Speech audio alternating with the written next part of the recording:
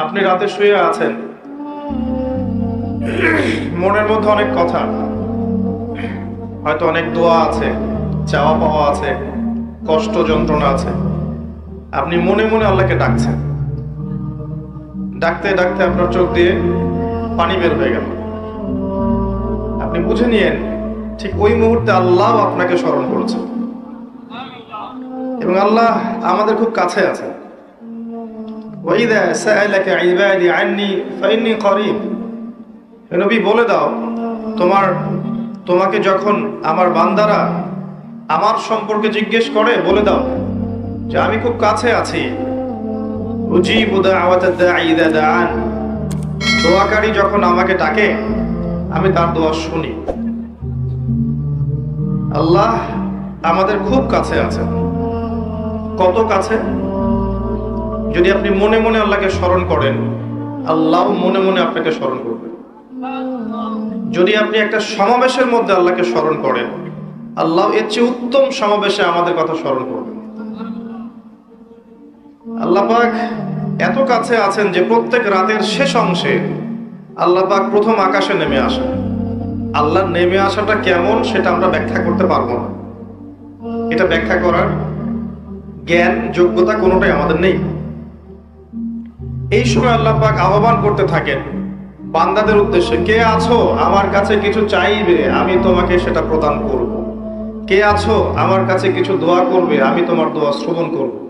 কে আছো আমার কাছে ক্ষমা চাইবে, আমি তোমাকে মাফ করে দেব। প্রত্যেক রাতের শেষ অংশে আল্লাহ রাব্বুল আলামিন এইভাবে আহ্বান করতে থাকেন ফজর পর্যন্ত। আর এই সময়টা দেখবেন আমরা হয় ঘুমে কাটাই, অথবা ফেসবুক, অথবা ইউটিউব, অথবা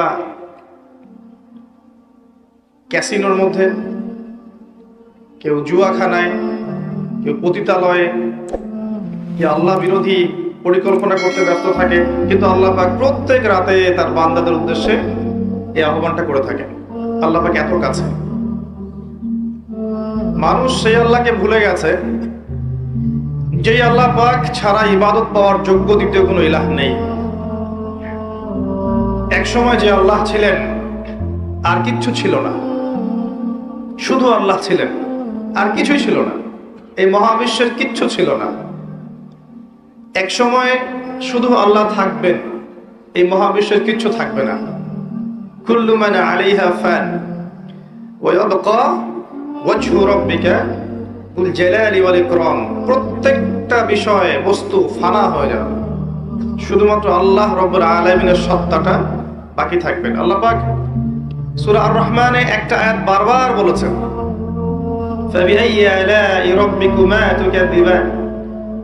তোমরা দুই জাতি, জিন আর মানুষ, তোমরা আল্লাহর কোন কোন নিয়ামতকে অস্বীকার করবে? কেন জিন আর মানুষকে বলা হচ্ছে? কারণ সূরা জারিয়াতের 56 নম্বর আয়াতে আল্লাহ পাক বলেছেন, ওয়ামা খালাকতুল জিন্না ওয়াল ইনসা ইল্লা লিয়াবুদুন। আমি জিন আর মানুষকে শুধুমাত্র আমার ইবাদত করার জন্য সৃষ্টি করেছি।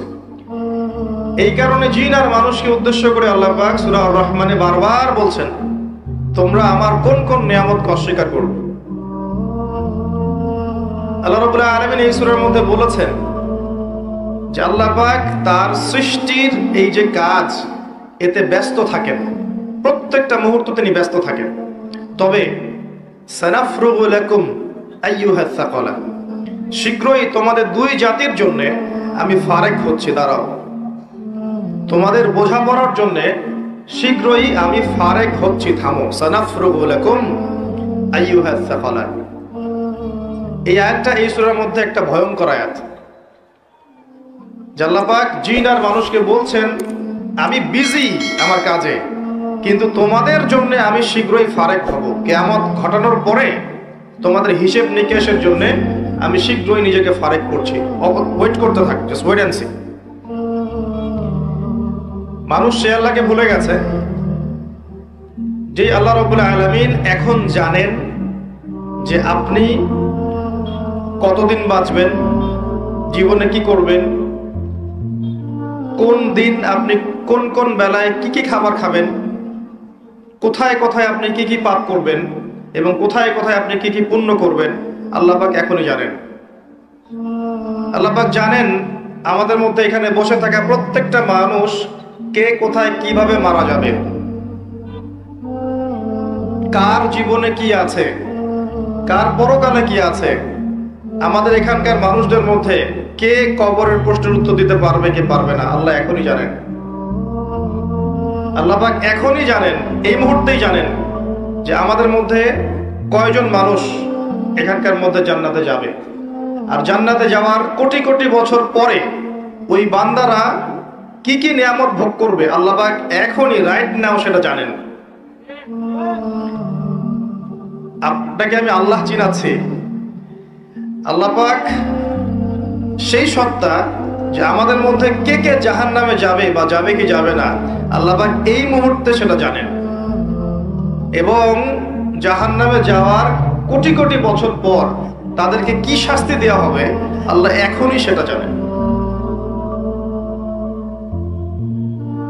আল্লাহ পাক জানেন এই পৃথিবীর আগামী ভবিষ্যৎ কি, এই পৃথিবীবাসীর ভবিষ্যৎটা কি, কোথায় যাচ্ছে বিশ্ব, আল্লাহ এই মুহূর্তে জানেন। আল্লাহর জ্ঞানের মধ্যে সব কিছু আছে। শুধু তাই না, পৃথিবীর শুরু থেকে নিয়ে শেষ দিন পর্যন্ত মানব জাতি পৃথিবীর বুকে কি করেছে না করেছে, আল্লাহ পাক প্রত্যেকটা বিষয় লিখে রেখেছেন। ওয়ামা কানা রাব্বুকা নাসিয়া, এবং আপনার রব কিচ্ছু ভুলে যান নাই। পৃথিবীতে কোথায় কে কোন জুলুম করেছে, কে কোথায় জিনা করেছে, কে কোথায় মদ খেয়েছে, কে কোথায় নামাজ পড়ে নাই, কে কোথায় শিরক করেছে, কে কোথায় বেদাত করেছে, কে কোথায় সুদ খেয়েছে, কে কোথায় মানুষকে হত্যা করেছে, কোন জালেম কোথায় কোথায় মাজলুমদের উপর অত্যাচার করেছে, আল্লাহ পাক সব লিখে রেখেছেন। এটা হচ্ছে আমাদের রব। পৃথিবীতে আমরা যখন ছিলাম না, আল্লাহ রাব্বুল আলামিন আমাদেরকে রূহের জগতে রেখেছিলেন, আলমে আরওয়াহ বা রূহের জগতে। সেখানে আমাদের আত্মাগুলো ছিল। এই আত্মাগুলোকে একত্রিত করে আল্লাহ পাক জিজ্ঞাসা করেছিলেন, আলাস্তু বিরাব্বিকুম, আমি কি তোমাদের রব নই? সবাই আমরা বলেছিলাম, আমরা যারা আছি এখন, জীবিত মৃত ভবিষ্যতে আসবে, আমরা সবাই এক বাক্যে বলেছিলাম, বালা, অবশ্যই আপনি আমাদের রব। আমাদের মনে পড়ে? মনে পড়ে না।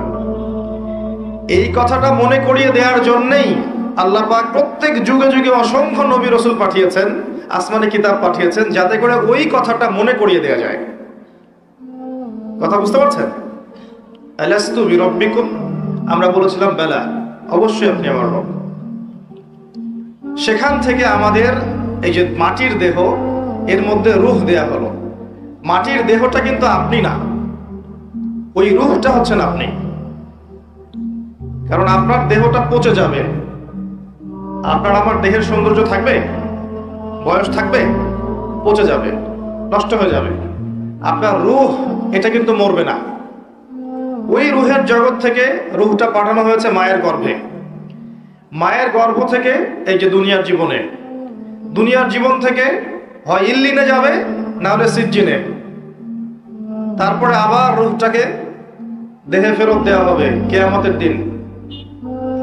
ওই রূহওয়ালা বডিটার হিসেব হবে এবং সে আত্মা হয়ে যাবে জান্নাতে, না হলে জাহান্নামে। আত্মা কি মরলো? আত্মা একটা ভ্রমণ চক্র পার করলো। ইয়া আইয়াতুহান নাফসুল মুতমাইন্না, আছে না? ইরজিই ইলা রাব্বিকি রাদিয়াতান মারদিয়া, হে প্রশান্ত আত্মা, তোমার রবের দিকে ফিরে আসো, সন্তুষ্ট ভাজন হয়ে ফিরে আসো। ফাদখুলি ফি ইবাদি, আমার বান্দাদের অন্তর্ভুক্ত হয়ে যাও। ওয়াদখুলি জান্নাতি, জান্নাতীদের অন্তর্ভুক্ত হয়ে যাও। এই রূহ আর আত্মা, এর ব্যাখ্যা কি সায়েন্স করতে পারবে? আমাদের এডুকেশন সিস্টেম ব্যাখ্যা করতে পারবে আত্মা কাকে বলে? ফিলোসফি সাবজেক্টের মধ্যে রূহ নিয়ে প্রচুর বই আছে, কেউ আজ পর্যন্ত কোনো কনক্লুশন বা উপসংহারে যেতে পারে নাই যে আসলে এই জিনিসটা কি। এমনকি নবী সাল্লাল্লাহু আলাইহি ওয়াসাল্লামকে 3টা প্রশ্ন করা হয়েছিল, আসহাবুল কাহফের কি হয়েছে, জুলকারনাইন বাদশার কি হয়েছে, আত্মা কাকে বলে, ইহুদিরা এই 3টা প্রশ্ন শিখিয়ে দিয়েছিল না, মনে আছে? ওই 3টা প্রশ্নের উত্তর দেওয়ার ঘটনা দিয়েই তো সূরা কাহফ নাজিল হলো। এখানে আল্লাহ পাক রূহের সংজ্ঞা দিয়েছিলেন, সূরাতুল বনী ইসরাঈলের মধ্যে আছে, ইয়াসআলুনাকা আনির রূহ, তারা তোমাকে আত্মা সম্পর্কে জিজ্ঞেস করে, কুলির রূহ মিন আমরি রাব্বি, বলে দাও আত্মা হচ্ছে তোমার রবের একটা আদেশ মাত্র। আল্লাহর আদেশে এসেছে, আল্লাহর আদেশে চলে যাবে। কেউ দেখতে পারবে? পারবে না। সায়েন্স ব্যাখ্যা করতে পারবে? যুক্তি দর্শনের ব্যাখ্যা করতে পারবে? সায়েন্স কি স্বপ্নের ব্যাখ্যা দিতে পেরেছে এখন পর্যন্ত? স্বপ্ন কেন দেখে? একটা স্বপ্ন দেখলাম মনে করেন, এবং স্বপ্নটা সত্য হয়ে গেল, এর ব্যাখ্যা দিতে পারবে? কেন সত্য হলো? স্বপ্ন সত্য হয় না। এখন এক শ্রেণীর মানুষ আছে মনে করে স্বপ্ন বলতে কিছুই নাই, স্বপ্ন সত্য হতে পারে না, এবং স্বপ্ন নিয়ে কিন্তু ঠাট্টা মশকরা করে। কিন্তু দেখবেন মুমিন বান্দাদের স্বপ্ন সত্য হয়। ভালো স্বপ্ন আল্লাহর পক্ষ থেকে দেখানো হয়, সত্য হতে পারে। কোন কোন ক্ষেত্রে কাফেরের স্বপ্ন সত্য হতে পারে। এটা আবার কোথায় পেলেন? দলিল দিচ্ছি, সূরা ইউসুফ খোলেন। ইউসুফ আলাইহিস সালাম জেলখানায় আছেন, 2 জন কয়েদি, দুজনে অমুসলিম, এসে বলছেন আমি স্বপ্ন দেখেছি যে আমি মনিবকে কিছু পান করাচ্ছি, এবং আমি স্বপ্ন দেখেছি আমার মাথায় রুটি আছে, এখান থেকে কাক বা চিল এটা খেয়ে নিচ্ছে। ইউসুফ আলাইহিস সালাম বললেন, যার মাথা থেকে রুটি খেয়ে নেওয়া হচ্ছে একে শীঘ্রই শুলদণ্ড দেওয়া হবে। তাই হলো। আর যে পান করাচ্ছে একে মুক্ত করে দেওয়া হবে। ওই 2 ব্যক্তি কি মুসলিম ছিলেন? সত্য স্বপ্ন দেখেছেন আল্লাহর পক্ষ থেকে। নবুয়তের 46 ভাগের 1 ভাগ কিন্তু সত্য স্বপ্ন। তো শেষ জামানায় মুমিনরা বেশি বেশি সত্য স্বপ্ন দেখতে পারে, এবং এগুলো ফলতেও পারে। যদি প্রসঙ্গটা এসেই গেছে বলে দিচ্ছি আপনার কাছে, বেশিরভাগ স্বপ্নই অহেতুক চিন্তাবশত মানুষ দেখে থাকে। আর এক প্রকার স্বপ্ন মানুষ শয়তানের পক্ষ থেকে দেখে। আর এক প্রকার স্বপ্ন আছে যেটা আল্লাহর পক্ষ থেকে মানুষকে দেখানো হয়, সত্য স্বপ্ন। আমি রূহের কথা বলছিলাম, আমরা রূহের জগতে ছিলাম, সেখান থেকে এই রূহের চক্র ভ্রমণ করছে। এই ভ্রমণ চক্রের মধ্যে একটা সময় দেখেন আপনি, শুধু মায়ের গর্ভ থেকে নিয়ে এই যে পৃথিবীর জীবনটুকু, এটাই হচ্ছে আপনার আমার দুনিয়ার হায়াত। কিন্তু রূহের হায়াত নয়, আপনার আমার দুনিয়ার জীবনের হায়াত, রূহের হায়াত নয়। রূহ সৃষ্টি করা হয়েছে আরো অনেক আগে। আমার কথা বুঝতে পারছেন? আমি সহজ করব ইনশাআল্লাহ, আমাকে সহজ করতে বলা হয়েছে। রূহ সৃষ্টি হয়েছে, আল্লাহ সৃষ্টি করেছেন আরো অনেক আগে, সেটাকে পাঠিয়েছেন দুনিয়ায় মায়ের গর্ভে। এই মায়ের গর্ভ থেকে মৃত্যু পর্যন্ত এই 50, 60, 70, 80, 100 বছর জীবনটা, এটা আপনার দুনিয়ার হায়াত। এই দুনিয়ার হায়াতটাকে আল্লাহ বলেছেন শস্য ক্ষেত, কাজের জায়গা, ফলাফল গ্রহণের জায়গা নয়। মনে রাখবেন, এখানে রেজাল্ট পাওয়া যাবে না, এটা পরীক্ষার হল। এখানে রেজাল্ট দেওয়া হবে না, কে ভালো কে মন্দ, কে জয়লাভ করলো কে পরাজিত হলো, কে সত্য কে মিথ্যা, এটা এখানে প্রমাণ সবসময় নাও হতে পারে। এটা রেজাল্ট দেওয়ার জায়গা নয়। রেজাল্ট দেওয়ার জায়গা হচ্ছে পরে, কিয়ামতের মাঠে। এরপরে রূপটা চলে যাবে হয় ইল্লিনে। ইল্লিন কোথায়? উপরে, আর সিজ্জিন নিচে। ভালো মানুষ হলে আত্মা চলে যাবে ইল্লিনে, আর মন্দ হলে, কাফের, ফাসেক, জালেম, মুশরিক, মুনাফিক হলে আত্মা যাবে সিজ্জিনে। সূরা মুতাফফিফিন পড়ে দেখেন, এখানে সব লেখা আছে। তো ইল্লিন সিজ্জিনে আত্মাগুলো আযাব ভোগ করবে অথবা শান্তি পাবে। যদি ভালো মানুষ হয় ইল্লিনে শান্তি ভোগ করবে জান্নাতের, আর খারাপ মানুষ হলে সিজ্জিনে শাস্তি ভোগ করবে। এখানে শাস্তি ভোগ করছে আত্মা, দেহ নয়। দেহ কিন্তু নাই এখানে, আত্মা শাস্তি ভোগ করছে। আপনাকে বোঝাতে চাচ্ছি, আপনি যে বডিটা নিয়ে ঘুরছেন এই বডিটাই আপনি নন। আপনার ভিতর একটা রূহ আছে, এটা হচ্ছে আপনি। ওটা যদি আল্লাহর আনুগত্য করে, আপনার বডি অটোমেটিক আল্লাহর আনুগত্য করবে। যখন আপনার রুহের মধ্যে কলুষতা আসবে, আত্মার মধ্যে নোংরামি, কলুষতা, কুৎসিত চিন্তা ভাবনা, আকীদা আমলে ভরে যাবে, তখন দেহ আপনার রুহের আনুগত্য করবে না। এই রূহটাকে পবিত্র করার জন্যই আল্লাহ রাব্বুল আলামিন যুগ যুগ অসংখ্য নবী রাসূল পাঠিয়েছেন এবং তারা তাজকিয়া করেছেন, মানুষের আত্মশুদ্ধির কাজ করেছেন। আমি পরে আসছি কিভাবে আপনি আত্মশুদ্ধিতে যাবেন। এই যে হায়াতটুকু আপনাকে দেয়া হয়েছে, এটা কর্মের জীবন, পরবর্তীতে আপনি ফলাফল পাবেন ইল্লিনে বা সিজ্জিনে। তারপরে তাকে তোলা হবে কিয়ামতের মাঠে হিসাবের জন্য, যেখানে আরো 5টা প্রশ্ন করা হবে। কবরে 3টা, কিয়ামতের মাঠে 5টা। কবরে কয়টা? 3টা। কিয়ামতের মাঠে আরো 5টা। কবরে 3টা তো জানেন, মান রব্বুক, তোমার রব কে। দুনিয়াতে কেউ যদি আল্লাহর সাথে শিরিক করে থাকে, বিনা তওবায় মারা যায়, সে ব্যক্তি মান রব্বুক প্রশ্নের উত্তর দিতে পারবে না, ফুল স্টপ। মা দীনুক, তোমার দিন কি। পৃথিবীতে কেউ যদি দিন ইসলামকে পরিপূর্ণরূপে গ্রহণ না করে, হাসি ঠাট্টার ছলে গ্রহণ করে থাকে, সে কোশ্চেন কালেও এই প্রশ্নের উত্তর দিতে পারবে না, তোমার দিন কি, ফুল স্টপ।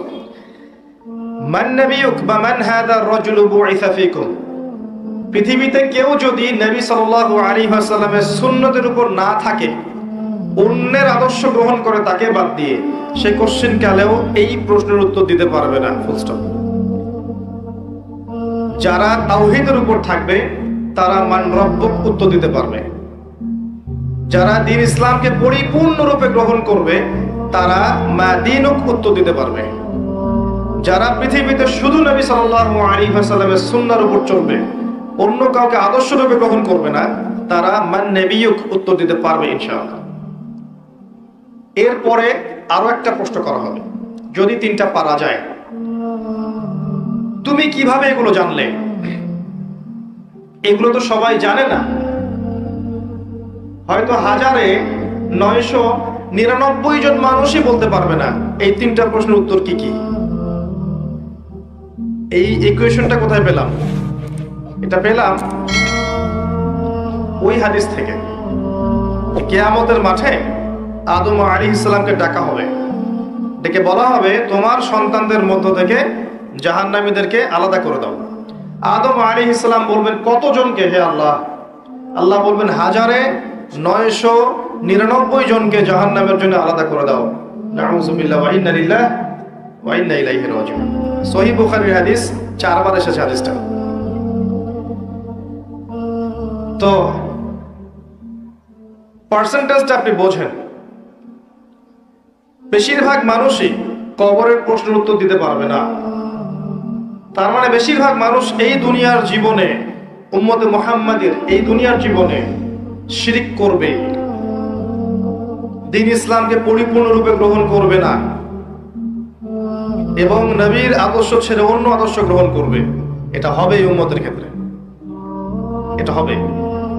এই 3টা হচ্ছে আপনার কবরের প্রশ্ন। প্রশ্ন ফাঁস করা আছে, উত্তর সবাই দিতে পারবে না। আমর ইবনে আস রাদিয়াল্লাহু আনহু, বিখ্যাত সাহাবী, যিনি একসময় কাফের ছিলেন, পরে মুসলিম হয়েছেন। খালিদ বিন ওয়ালিদ রাদিয়াল্লাহু আনহুর সাথে খুব ভালো সম্পর্ক ছিল তার। পরবর্তীতে ওমর রাদিয়াল্লাহু আনহুর যুগে তিনি মিশরের গভর্নর হয়েছিলেন।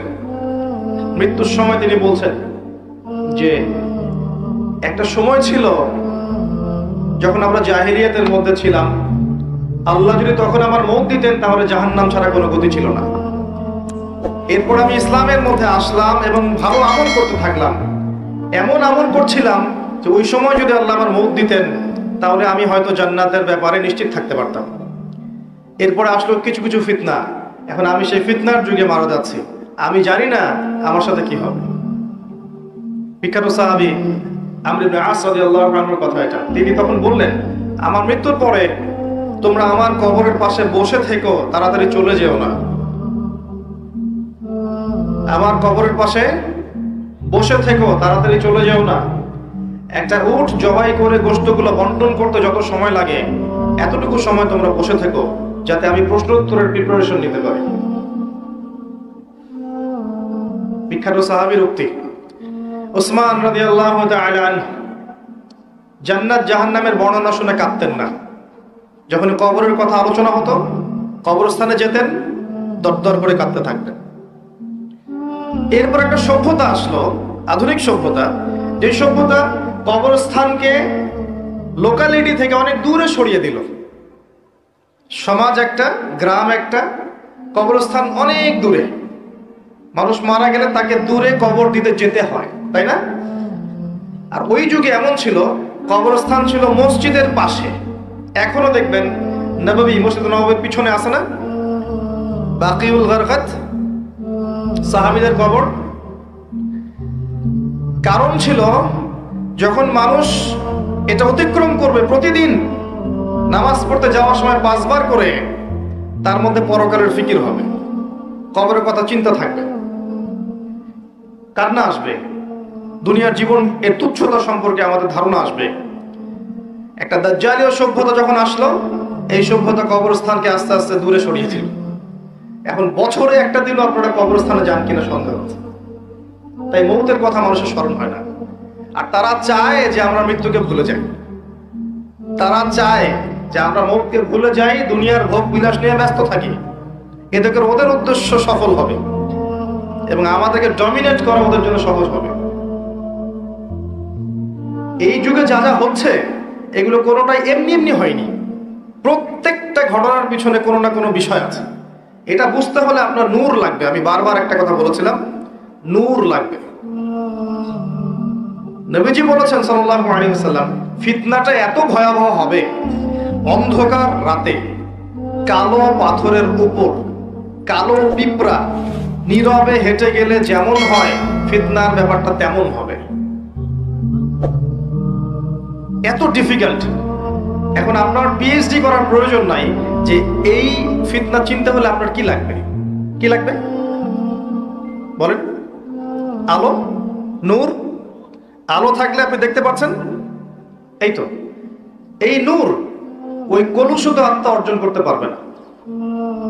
দুনিয়া পূজারী আত্মা, দুনিয়াতে এসে দুনিয়া নিয়ে ব্যস্ত হয়ে আছে, দুনিয়া পূজারী, দুনিয়ার টাকা পয়সা, ব্যাংক ব্যালেন্স, বাড়ি গাড়ি, ভোগ বিলাস, জেনা, মদ, পর্নোগ্রাফি, সুদখোর, ঘুষখোর, দুর্নীতিবাজ, জুলুমবাজ, এদের হৃদয়ের মধ্যে ওই নূর কখনো আসবে না।